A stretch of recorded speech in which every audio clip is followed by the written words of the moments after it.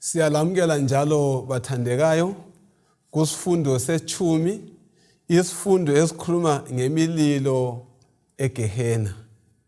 Okhulumayo namhlanje njalo ngowenu umfundisi uJimlilo. Ngosabangane bambana bazivese. Salibonani babukeli labalaleli, samukelana kusifundo sethu esimnandi. Silokho sifunda ngabafileyo, sizama ukubana siveze amanga, kucaca amanga akhulunywa nguSathani ekusungulweni. Okhulumayo ngu-Elder Amos Maforo. Ngiyalibingelela abathandekayo ngegama likaJesu Kristu ozayo masinyane. Siyabonga ungena esifundweni okhulumayo nguThalenti Ncube. Salibonani bathandekayo ngegama lenkosi yethu Jesu. Siyamukelana njalo kusifundo sethu sakuyona le iviki, sengathi singabusiseka lapho inkosi sambula amaqiniso okufanele ukuthi siphile ngawo. Mina engikhulumayo nguMrs Siboneni Mhlanga. Asicimezeni sizuzeni umthandazo singakangena esifundweni. Baba wethu othandekayo okhona ekhaya ezulwini, kalihlonitshwe lidunyiswe igama lakho. Siyabonga ithuba lokuhlala phansi sitadishe ilizwi lakho. Siyabonga ukuthi ilizwi lakho liliqiniso. Sicela ukuthi usambulele imfihlakalo yaleli lizwi sibe sesiphila ngayo. USathane ulethe inkohliso emangalisayo. Abanye siyayikholwa singayinanzeleli, kodwa sicela ukuthi nxa uzakwambula leli qiniso silithathe siliphile bese silahla yonke inkohliso evela esitheni. Sibusise nxa singena kusona lesi sifundo, usiqhube. Siyabonga ukuzona lo mthandazo lokuphendula ngoba sikhuleka ngokukholwa ebizweni lenkosi yethu Jesu. Siyabonga, amen. Amen. Kuvike eliphelileyo bathandekayo saxoxa kabanzi. Sikhangele ngemibhalo enjani ephikisanayo. Uleli viki singena kolunye uluhlu lwemibhalo. uSathane athanda ubona aqinise ngayo imfundiso yakhe ukuthi umuntu kanjani akayikufa. Lamhlanje sikhangela imililo yegehena. Akusifundele abaseThesalonika bokuqala ngo5 ivesi lika21. Verse 21 ithi hlolani izinto zonke, bambelelani kokulungileyo. Hlolani izinto zonke, bambelelani kokulungileyo. Singakaqali ubona sixoxe ngaleli ivesi lalesi sihloko. Kulamazwi embongi yaseItali. Encwadini yayo ethiyona The Divine Comedy. Indoda le ithatha amanyathelo okuhamba komphefumulo. Imbongi yayo kumbe inkondlo yayo ithiyona nxa umuntu efayo umphefumulo okwenzakala ngayo ngemva kokufa uya endaweni okuthiwa kusesihogweni esingaphansi komhlaba, kumbe uye endaweni okuthiwa yipurgatory. Kule indawo okuthiwa yipurgatory umphefumulo uyahlanjululwa, ungahlanjulwa susiya ngaphi eparadise, kumbe uye straight eparadise lapho okuloNkulunkulu khona. Nxa sayixoxa indaba kabanzi, asike sibuyeleni kusihloko salamhlanje, imililo egehena. Ngemva kokuzwa le inganekane yalondoda, siqathanise le ndiyane yethu okufunda ngekhanda. Kunesikuzwisisayo khonapho. Siyabonga. Mina ngithathekiswe indiyane kwaziwa ngekhanda. Ukubana ake sifundeni ukuhlola yonke into. Sibe njengebandla laseBerea. Kuthiwa kwakuthi kufundiswa kuchunyayelwa bayehlola ukubana kuliqiniso na. Kukho konke esikwenzayo asihloleni izinto zonke. Lukholo lwakho ngomtshado, ngobafileyo, ngokuthi kudliwa njani, hlola imibhalo lenqubo yebandla, funda ukuhlola uzihlolele, bese sifunda ukubamba siqinise khona lokho kanye okuqotho kusifundo sethu saleli viki. Kukho konke sikwenzayo asihloleni imibhalo ukuthi ithini ngegehena, ukuthi ithini ngesiphetho sethu, bese sibamba siqinise khona lokho okuhle esikufundileyo okuselizwini likaNkulunkulu esivumelane ngalo ukuthi kuvike ephelileyo ukubana aliphikisani, ilizwi likaNkulunkulu lihleli kuze kube linaphakade. Siyabonga ubona uyatsho ukuthi hlolani ini imibhalo, sibambe amaqiniso njani okuhle. Phela le ndoda le yenkondlo le yahlaba lo dumo olumangalisayo, kwathi labo ezenkolo bayibamba bayigagadlela lindaba yokuthi nxa umuntu esefile uya egehena emlilweni lesikhuma ngayo. Ngiyabona sizwe lokho ulani khona. No, ngibonga i-challenge esilethayo lapha kubalaleli lababukeli ukuthi asinanzeleleni izinto esizikholwayo. Kulomunye umngane wami ebengike ngafunda la iBhayibheli phakathi kweviki ubengixoxela ethi Mrs Mhlangathini echechi yethu siqalisa sibe lenkonzo lethuba lokufunda iBhayibheli. Ethi kodwa inkonzo yona leyo abantu abaningi ababuyi kiyo ngoba kabafuni into yokufundwa kweBhayibheli. Kodwa nxa sokubuya le inkonzo yokugida yokuhlabela yokuprofita yikho ukugcwala khona abantu. So sisempini emangalisayo ngoba usathane angafuni ukuthi abantu bakwenze ukuthi balazi iqiniso ngoba leli liqiniso. Amanga wonke lawa alethwa yisitha kwasekuqaleni sithi umuntu kasoze afe fi yiwe siwaphetheyo ngoba kasizange sihlale phansi sifunda umbhalo. Kodwa lapha umpostoli uPaul yasi uthi zonke izinto zicingenini ende sizithesta ngani. Indlela yokuthesta imfundiso engiyibambileyo kumbe engukholwayo kuliBhayibheli. Nxa kungekho eBhayibhelini kayisikho kwethu, nxa kuseBhayibhelini siyakukholwa.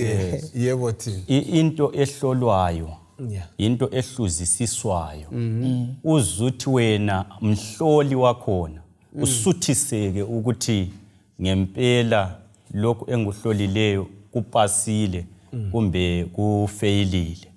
So ungananzelela empilweni yesiKristu kuqhakathekile kakhulu ukuthi umuntu as an individual loba upastor esechumayelile phambi kwakho akufike uhlole umbhalo njengoba namhlanje isihloko sethu sikhuluma ngemililo yasegehena. Iza kunanzelela sisiya phambili uthi abantu abaningi bayethuseliwe, abantu abaningi bayesaba igehena kabesabi isono.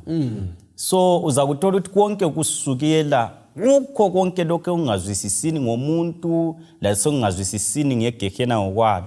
Ngiyakutshela bonke abesaba igehena bayegehena kodwa abesaba isono baza kuya ekhaya ezulwini.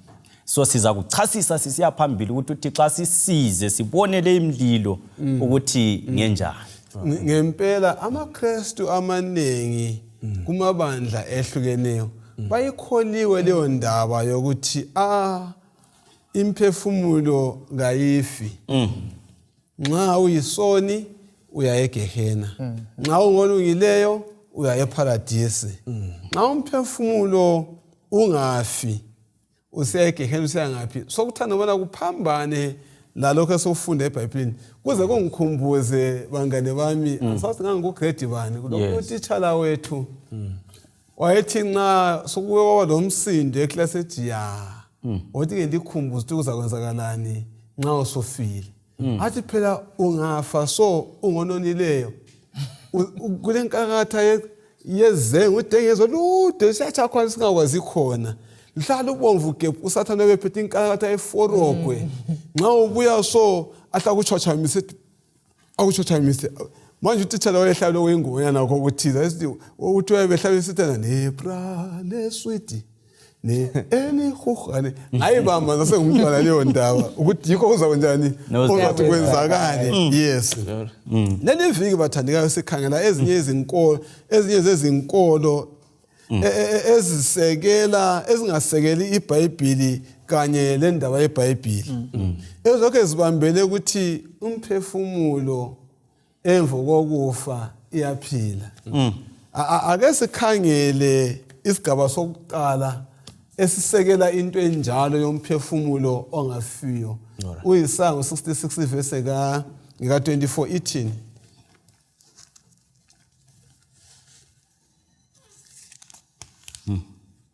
66 verse 24. Ngizayibala lapha. Bazaphuma babone izidumbu zabantu abangivukelayo, impethu kayikufa, lo mlilo ozitshisayo kayikucitsha. Baza kuba isinengiso kuyo yonke inyama. Uyifunde kuyakho iversion lapha sisi. Ithi lapha bazaphuma babone izidumbu zabantu abangihlamukelayo. Impethu yazo kayikufa, lo mlilo wazo kawuyikucitshwa, njalo ziza kwenyanyeka ebantwini bonke. Singahlaziya kanjani lumbhalo ikakhulu leli bala elithi impethu kaziyikufa? Siyitole kanjani lindaba? Ngifuna futhi sikhangele ukuthi indlela etolikwe ngayo iyasekelwa yini liBhayibheli na? Kungenxa yani kuthathwa impethu sengani impethu eyodwa futhi ngoba kuthiwa impethu. Alright. Sizimele sikhangele kakhulu ukubana iBhayibheli lona lichaza njani indaba yabafileyo. Alright. Kuthiwa abafileyo kabasazi lutho. Balele. Ivesi le indlela ekuletha ngayo iyasilethela kucace ukubana laba ababi laba nxa bekhethe indlela abakhethe ngayo, isiphetho sabo, impethu lezi kuthiwa azikwenze njani? Azikufa. Okulethwa akutsho ukuthi impethu kazifi.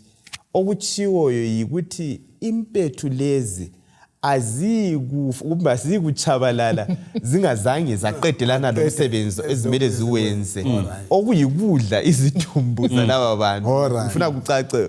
So ibala elisetshenziswayo laphana licho ukubana liziya kusebenza okwesikhathi sona leso ezizinikezwe sona impethu lezi ukuthi zenze umsebenzi ezimele zofeze okudla izidumbu leyo.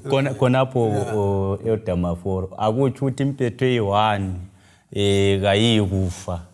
Kutsho ukuthi le ngadlife kodwa ezinye zizaqhubeka. Umsebenzi wempethu. Exactly. Kubeka kahle.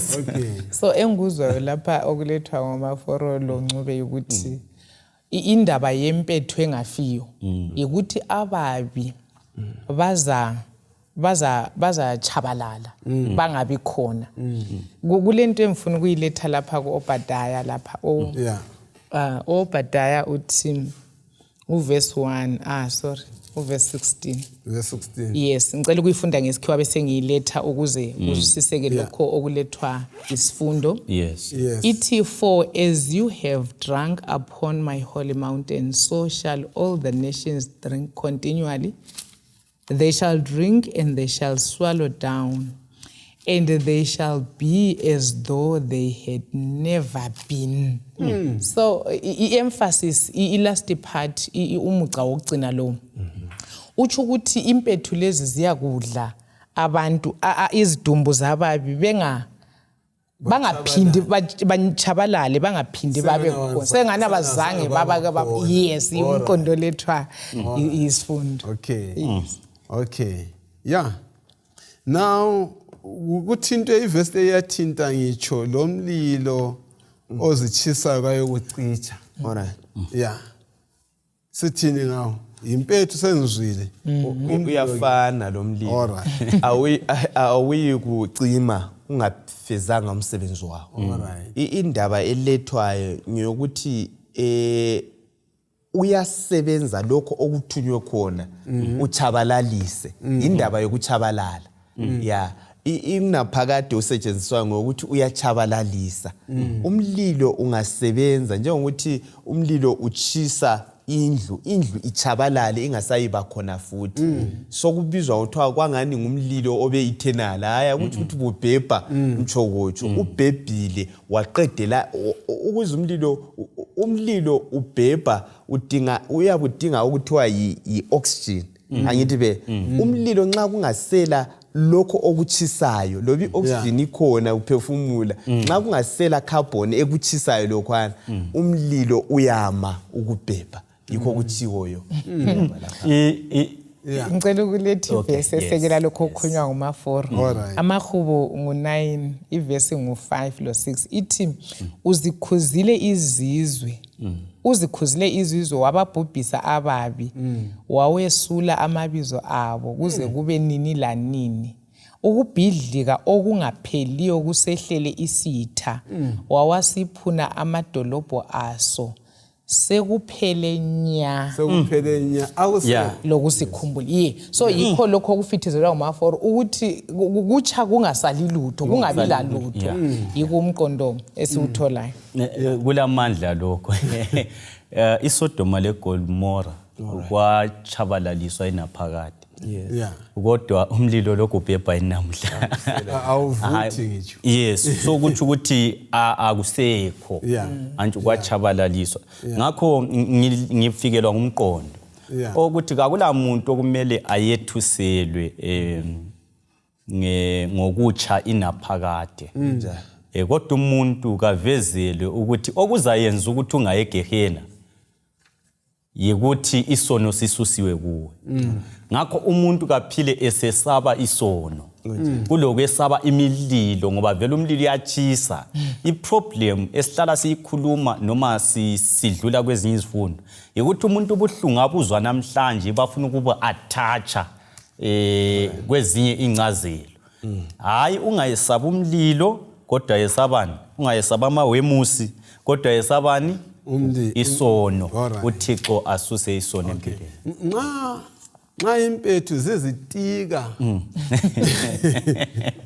ngemizimba yababi kwenzakalani ngabangcwele naye Yesaya 66 verse 22 lo 23 abalungileyo babe kuphumumo labo bathola impilo engunaphakade kulo kufa okunaphakade lempilo engunaphakade ukutsho ukuthi usufile akusela lesikhumbuzo sakho sokuphelile suchabalele kumbe uyaphila ingunaphakade awuyikufa futhi so kulama extremes amabili kukho konke esikwenzayo akula muntu omefensini so izinqumo sizenza khathesi sisaphila kazenziwa futhi ekufeni kumbe sesifile sesimele kumbe ujikelwe emlilweni kumbe uye kuparadise kumele sezinqumo kathesi saphila yes akasifundele ivesi lana nithe ifunde sisidlulele phambili uvesi ngu-22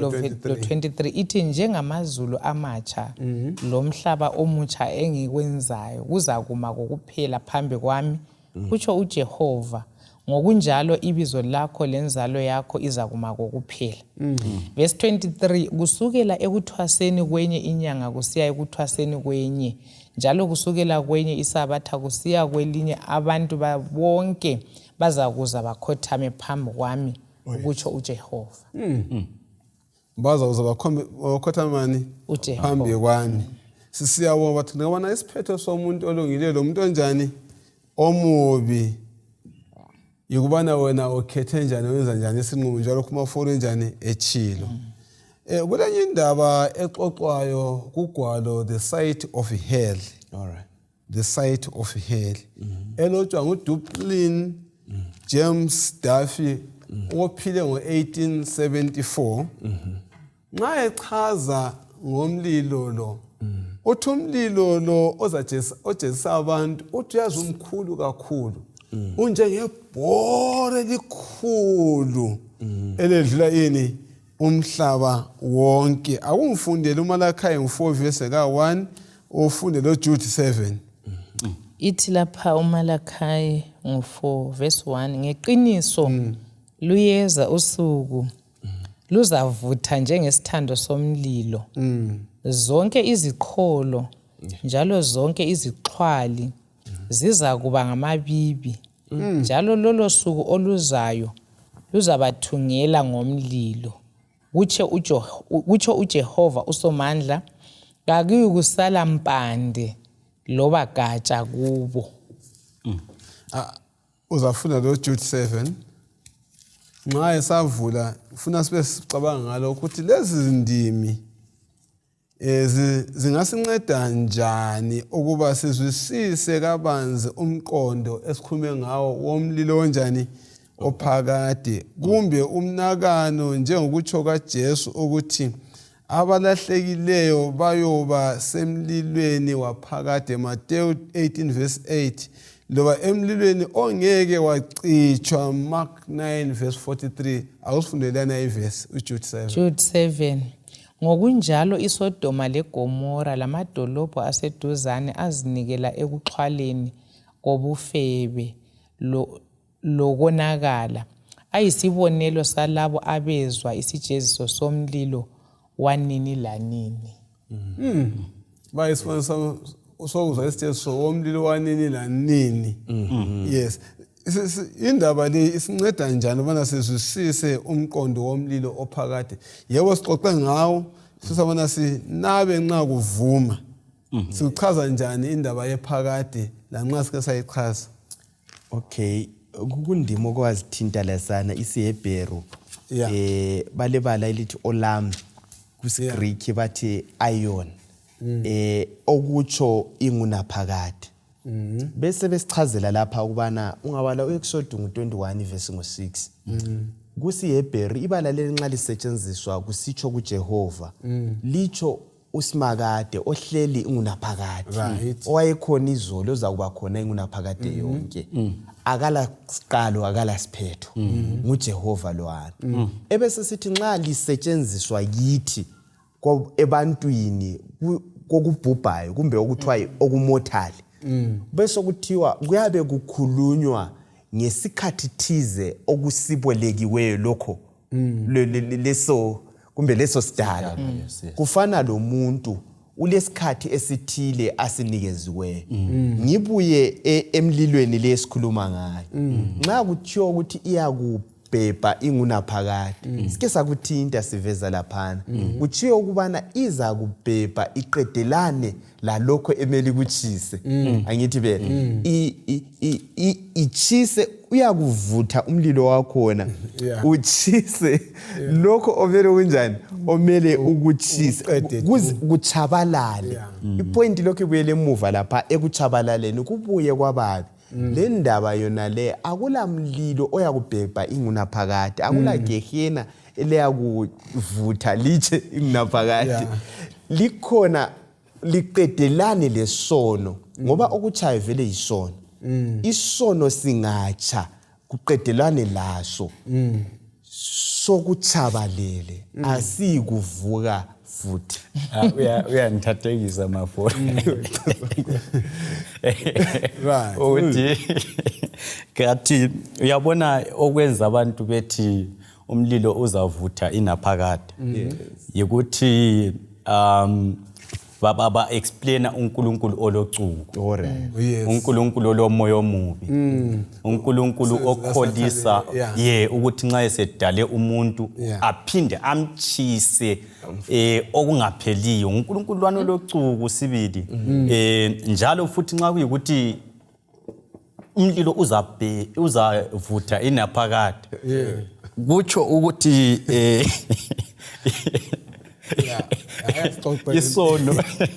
isono siza kuba khona ini inaphakade ngakho ke kuyabe sokuveza uNkulunkulu ongela ndaba lokususwa kwani kwesono engiya kukhonanko ukuthi balaleli kasinanzeleleni ukuthi indaba kayisiyo yokwethuselana indaba ngiyokususwa kwesono ngakho ngakho ekususweni kwesono uNkulunkulu kathandi ukuthi abantu benze izinqumo kwesaba kodwa abantu kabenze izinqumo ngokuthi babonile ukuthi ulothando ufuna ukubasusa esonweni ngoba kule contradiction into ezimbili omunye ufuna ukuthi abantu bebone uNkulunkulu elolaka esesabeka iqiniso leBhayibheli lifuna ukuthi abantu bebone uNkulunkulu elothando efuna ukuthi bangathi kodwa baphile inaphakade uyazi uthinte into emangalisayo lapho Ncube umfundisi uthe eveza isifundo wakhuluma ngepoem kaBabalwana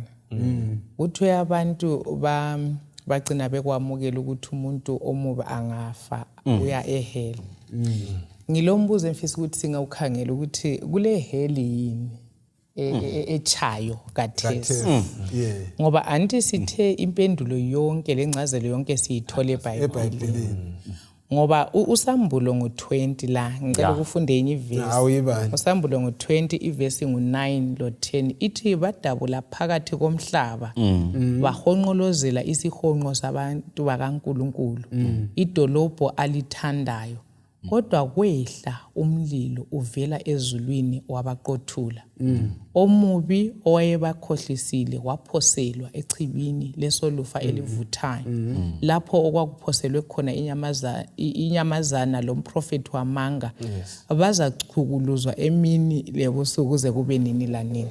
Ngifisa ukuthi silethe ukuthi indaba yehell kumbe eyegehe kayikho kathesi mfundisi. Ngakukho lokho imfundiso le ngayikho eBhayibhelini ukuthi umuntu angafa nxa emubi uya egeheni. Ngoba kakula sihogo esivuthayo.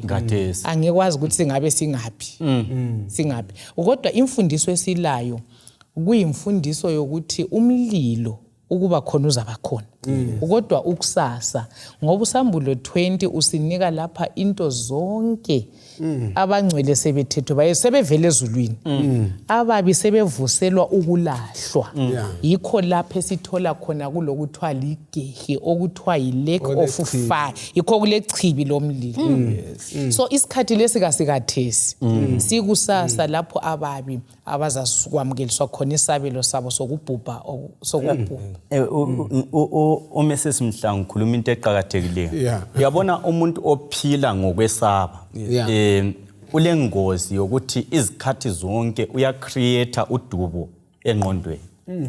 So yikho uthola ukuthi umuntu nxa esesaba izinto ezithile uyacreate indubo ezinenga engqondweni aphile phakathi kwezindubo leziyana zibiswe yikwesaba. So abantu bayacreate igehena engqondweni. Igehena lelo alicreatayo kungenxa yokwesaba lelo gehena elifakwe kuye futhi. Nxa uMrs. Mhlanga ekuletha lokho uveza ukuthi khona kasisuseni indaba yokuthi kule gehena kathesi ngoba kakulanto echayo kathesi ngesequence yeBhayibheli vele lo Musa anti kawo kanjani kawukavalo lo Jesu kakabuye okwesibili. So kathesi ngeza ke sikhulume ngokutsha kwabantu uJesu vele engakabuyi okwesibili singakahambe ezulwini 4000 years. uMalachi 4 verse 1 uthini kanje? Yebo ufuna ukukhuluma esensathi yabona uSathani imfundiso yakhe le ayiletha njengoba esho uncube lapha lomhlanga ngiyokuthi aphazamise icebo likaNkulunkulu lokusindisa abantu. Number 1 kuyethuselwa abantu ngokungakenzakali kulethwe omunye umpikitsha ongasiwo. Uyabona indaba yokuthi kulokutsha usambulo lwesimbalileyo u20 lo uyaveza la kwangani futhi kuthiwa ingunaphakade. Kodwa indaba elethwayo ukuthi kungatsha ngoba okulandelayo kudalwa umhlaba omutsha khona lapha. So ikho sithe simele sikhangele ukuthi imfundiso yeBhayibheli ngesubject yona leyo ithini. Ungalandela lapha indaba leyo yokutsha everlasting part ukutsha ukujeziswa okunaphakade. Ingozi yakhona ngiyokuthi nxa kuyingunaphakade kuthi ukuthi isono asifi impela siyahlala sikhona ngoba kuya kule bufakazi lokho kusitsha khona phana abantu bekhanyele kuloko kusenzakala. uNkulunkulu esimkhonzayo sifuna ukufithizela abalaleli uNkulunkulu uluthando. Ukuthi wena ophile for only 70 years usiyakuthi phakade uNkulunkulu uluthando akafisi lokuthi apaniche abantu ajezise abantu ahlale elokhe babona bejezisa. uNkulunkulu uyamelana lesono adile laso kuqedelwa kuqaliswe kutsha ahlale labantu kungayiba khona umvukela. Umsamazweni lawa uMalachi 4 verse 1 ithi ngeqiniso luyeza usuku luzavutha njengesithando somlilo. Zonke iziqholo njalo zonke izixhwali zizakuba ngamabibi njalo lolo suku oluzayo luzabathungela ngomlilo kutsho uJehova wamabandla. Akakuyi kusala mpande loba gatsha kuwo. Ayiko kusala lutho. Ivesi iqedile Akakhulu. kunoyo ngokudinga futhi. Njalo uyaveza ukuthi luyeza. Alukho nansi indaba. Ngibuyela isifunde kade ngisilalele lisipresenter last week. Lathinta ngendlela iBhayibheli okumele lenze njani lichasiswe ngayo. Elisiphekisa. Exactly. Uzananzelela ukuthi siphiwa same principle la ngezifundo ezibuyelileyo. I-principle yeBhayibheli ithi yona umphefumulo. Nxa iBhayibheli likhuluma umphefumulo, likhuluma ngomuntu umzimba lo moya wani wokuphila. Lalapha futhi iprinciple yeBhayibheli nxa ikhuluma ngokubhubhiswa inaphakade, itsho ukuchabalalisa. So kayitsho ukuthi into yakho iza kuba khona. Nxa ikhuluma ngokubhubhiswa inaphakade, iprinciple yeBhayibheli iyabisitsho ukuthi kuzachabalala kungasabi khona. Inkondlo esiqale ngayo ithe yona umphefumulo lo ungavele ulokho ze ufe nxa ulezono. Uyasuka lapha uye kweyindawo lapho uqale uyegeswa khona uhlanjulwe khona. Kambe ungakhona indawo lapho abangcwele abangaqala bahlanzwe khona izono zabo anduba abangene eparadise. Kuziphe ezinye indlela ibandla bathandikayo elikhuthaza ngayo kumbe amaKristu akhuthaza ngayo ngendlela lapho kungafinyezwa khona ukuhlupheka eGehena.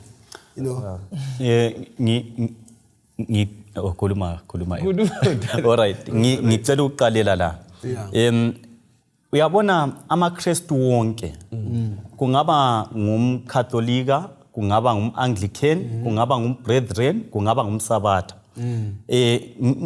Ngithanda ukuthi ngi-encourage ukuthi kasikeni sihlangane eBhayibhelini. Singadefendi mhlawumbe maybe okwabuya lo church father kumbe lo bani.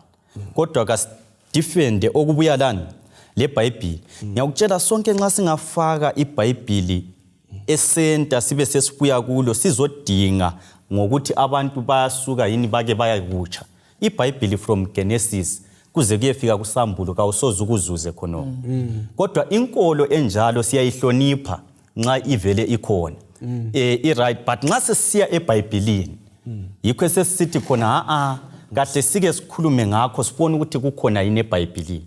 eBhayibhelini ungabala kusukela kuGenesis kuze kuya kuSambulo kakula lapho okuthiwa imoya umuntu uyasuka ayetshiswa ngaphi. Khonokho okwenza ukuthi kube lenkolo enjalo ukuthi sisekelwe ukuthi umuntu ngumoya. Okuyikho kade sivele sikuchasisa emuva ngayo ukuthi mlaleli ukhonapho wena kasomoya. Ngicela ukuthi ukuzibambe uzizwe ukuthi ngumoya yini. Kawusomoya wena. Ngakho kakula muntu othe ngafa sesiya kutsha endaweni ethile umuntu yabe sengasazi lutho. Okay. Ingozi ekhona lapha. Yeah. Ukuthi singakwamukela imfundiso le yokuthi kule ndawo thize abantu abaza kuya khona behlanjululwa. Ingozi yakhona yikuthi khathesi indlela abantu abazaphila ngayo baphila umathanda berelaxile bengenzi izinqumo eziqhakathekileyo abafuze bazenze. uSathane uxhwalile isihlobo esithandekayo uyakwazi khona lokho ikweza sitshela ukuthi hayi ikhona indawo lapho ungayahlanjululwa ozancengelwa khona. Lokho ungazi wenzeni akulandaba okungasikufa ikuphi sikholisele siza kucelela imali khona siza kuyabhadala imali khona kumbe ula uzazicelela unikezwe ithuba thiza hayi singarojwa nguSathane isikhathi isona lesi asenzeni izinqumo ngemva kwalokho sihlangana lokwahluleka kakhulu. Indlela maforo ezigcweleyo esiKristwini eziyinkohliso ukuthi sonke sizakwamukelwa. Uyazi ukuthi imfundiso le ithini? uSathane uthi wonke umuntu ekucineni vele ugcine senga akulandaba ukuthi uphile njani. Ake nitshele ke khonapho isaphambili. Ake nitshele khonapho asithi thina yebo kunjalo. Kulabantu abathi bona kulendlela ezokuphungula lobuhlungu kulabantu abanjalo. bathi yiziphi lezo zindlela lapho ongehlisa khona lolo laka umuntu umkhuphe kumbe ufinyeze ukuhlupheka komuntu egehena yiziphi indlela lezo angikhona lezo uma for ezinye uzithintile lapha mfundisi kodwa la kule nkohliso ekhona kumaKristu ukuthi ungaphungula ubuhlungu bokujeziswe purgatory ngokukhulekelwa yilabo abasele ngapha yikho ubona sichitha amathuba sizama ukukhulekela abantu abafayo ukuthi kabalungisiswe uNkulunkulu abamukele enye indlela elethuyo lapha ukuthi abantu abakhuthaza ukupha ungapha uyenza imisebenzi yokulunga kumbe i-indulgences kuthiwa indaba yokuxolela ukuthi imali iyalethwa ukuthi hayi sesimbhadalela izono zakhe zonke azenzayo so yimfundiso ekhona kukanti uthole indoda yathathana yazicabanga uyabulala uzibane usasa ingake ngisono nasimali yami yokucela intethele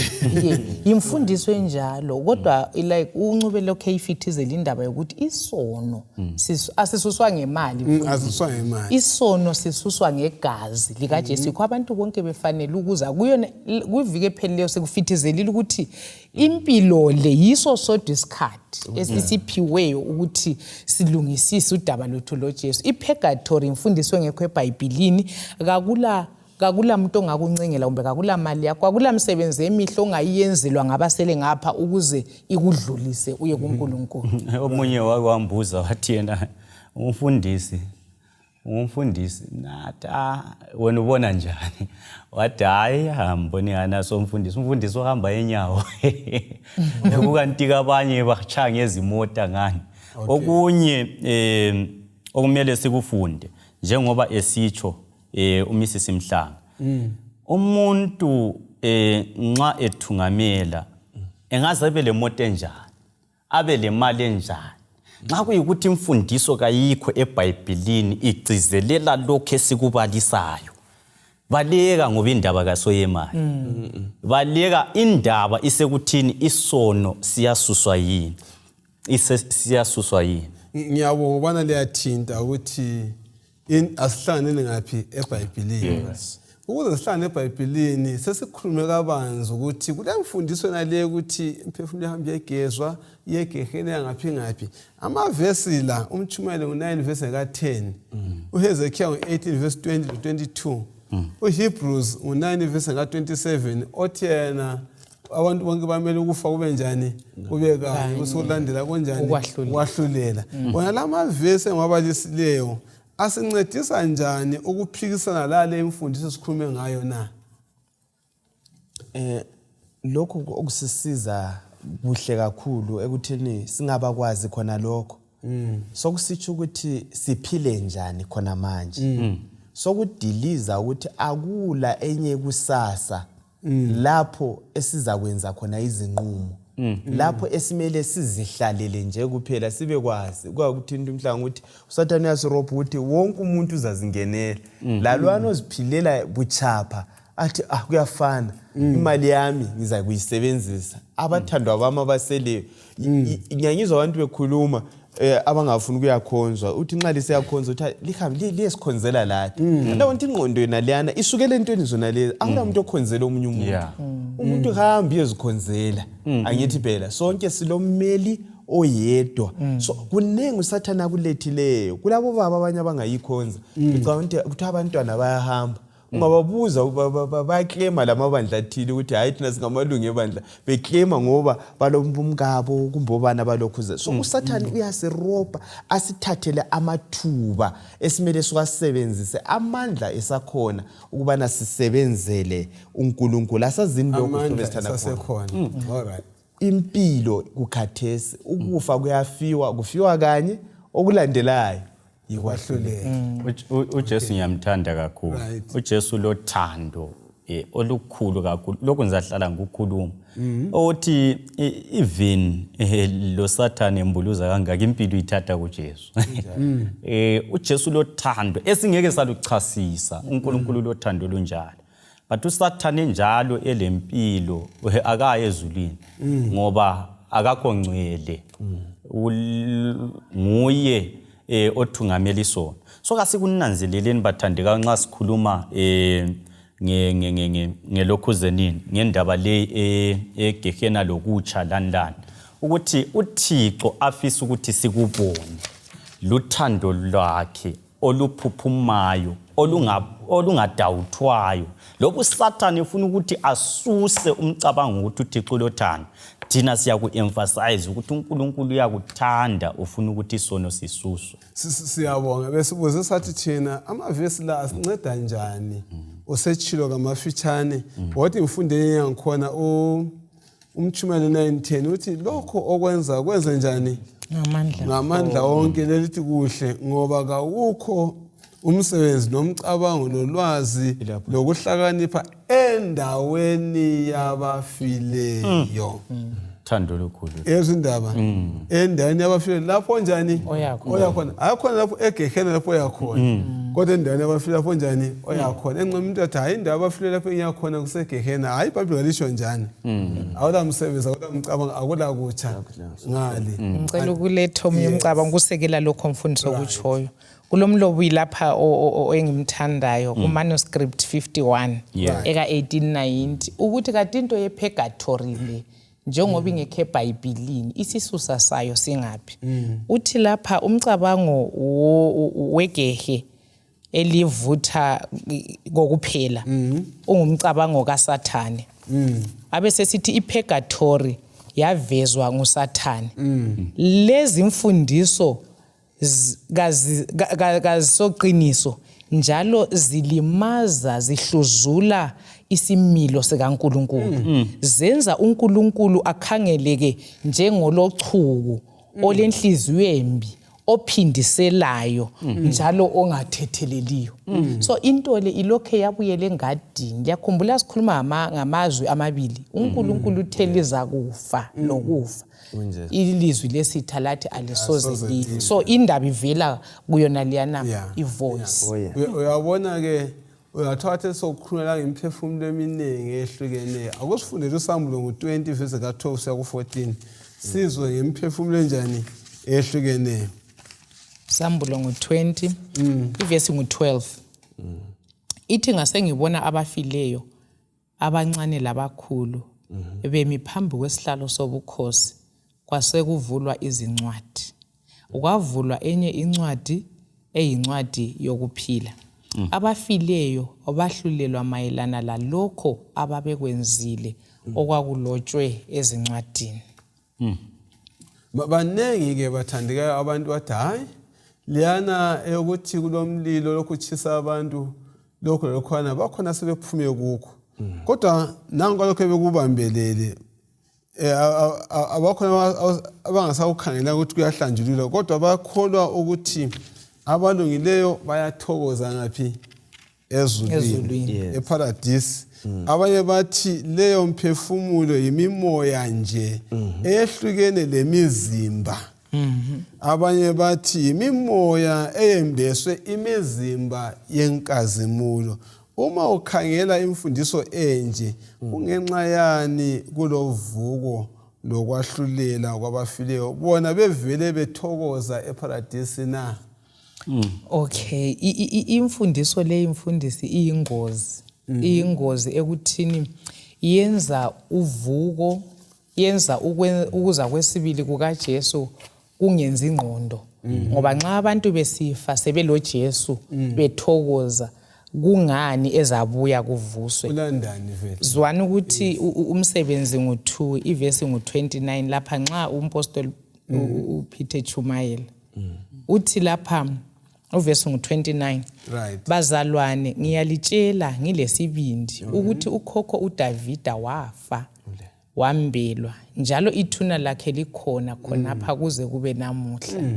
Uvesi 34 abesesithi phela uDavida kakhuphukanga ukuya ezulwini ikanti wathi inkosi yathi enkosini yami hlala ngakosokunene kwami ngize ngenza izitha zakho zibe isinyathelo sezinyawo zakho. So ohluba lo 1 Corinthians 15 verse 16 to 18 isengeza kulokho okhuluma ngakho 1 Corinthians sibona sizikhanyiselana ngabafileyo 15 ivesi ngo16 ithi lapha uma abafileyo bengavuswanga ngakho lo Kristu kavuswanga.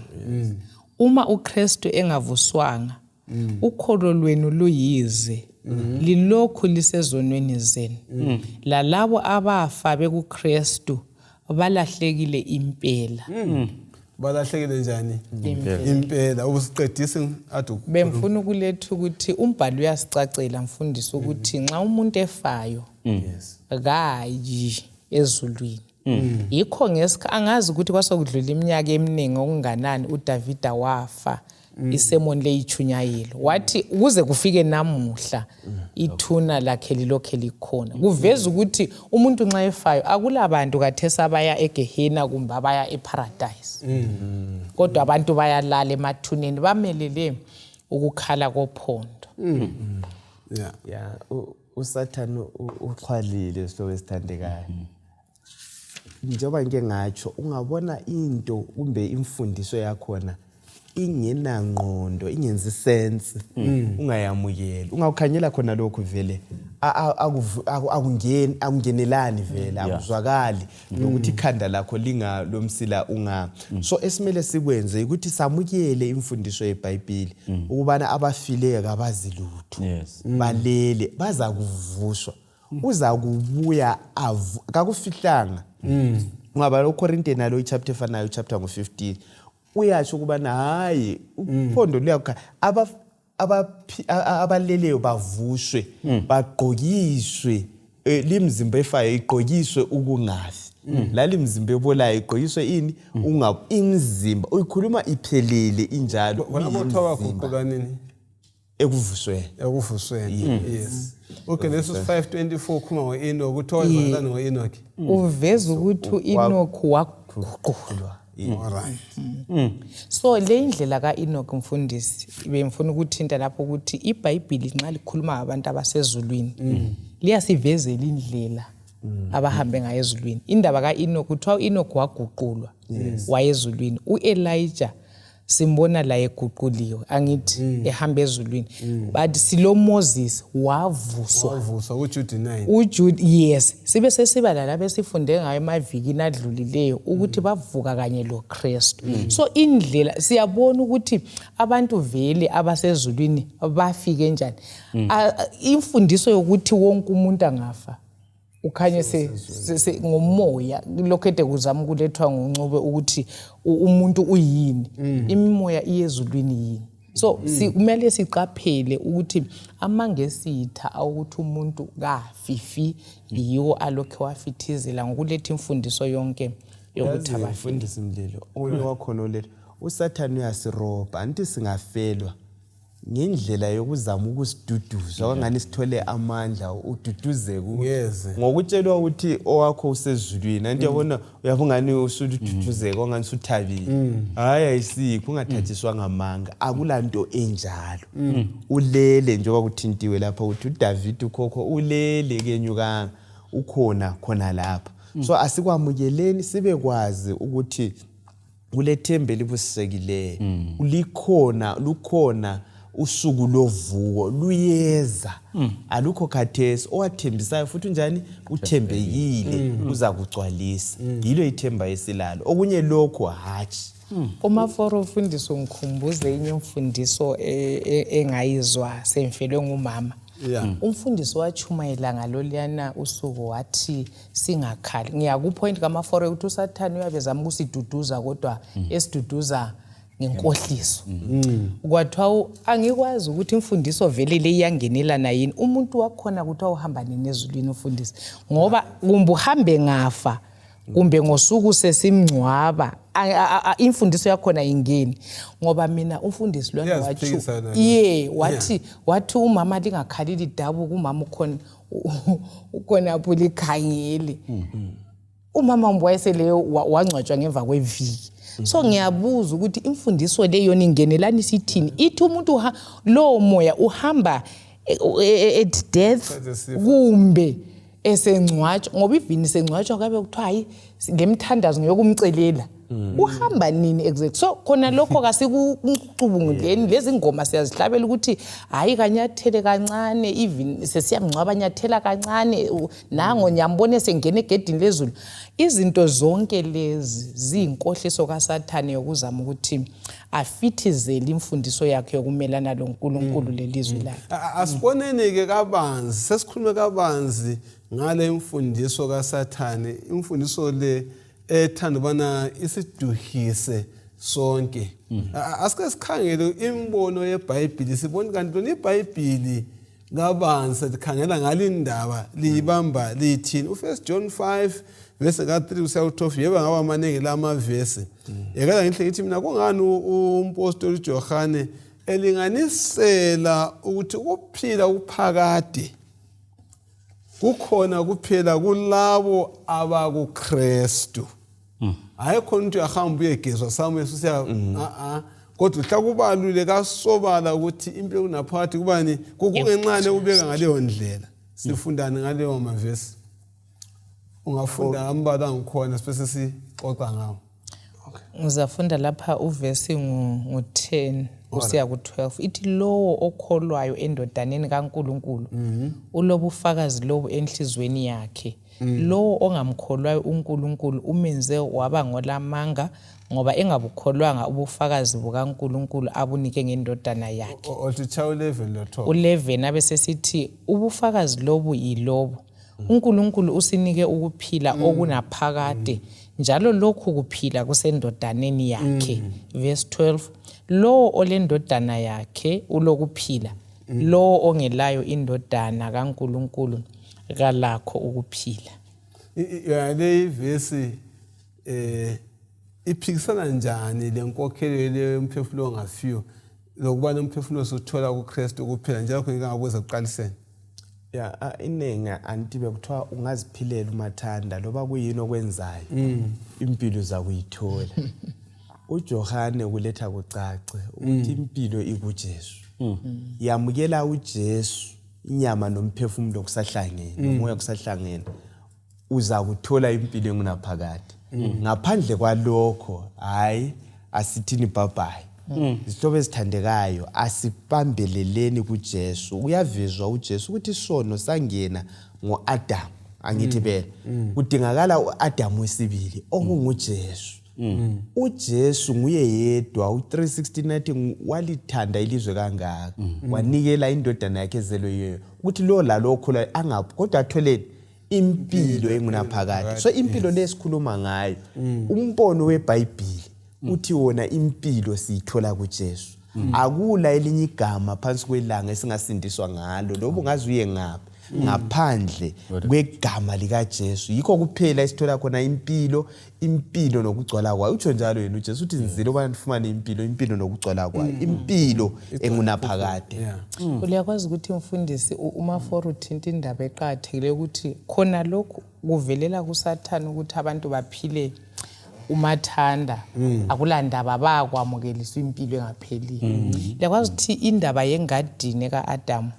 Adam wayengwa nguSathane ukuthi kungalaleli kuza kwenza ufanane noNkulunkulu. Kuza la namuhla uSathane lokho etshela amaKristu ukuthi umthetho kaMlima ulandaba ukungalalela kula uNkulunkulu uzalamukela. Yiwo amayamanga waletha lapho ukuthi hayi ungaphila loba yini ungahamba eheli wepurgatory ulungisiswe ngapho ubhadala imali kumbe ukhulekelwe uzakwamukelwa. Wena ungabi le ndaba isiphetho sakho ukuthi uzabe usempilweni.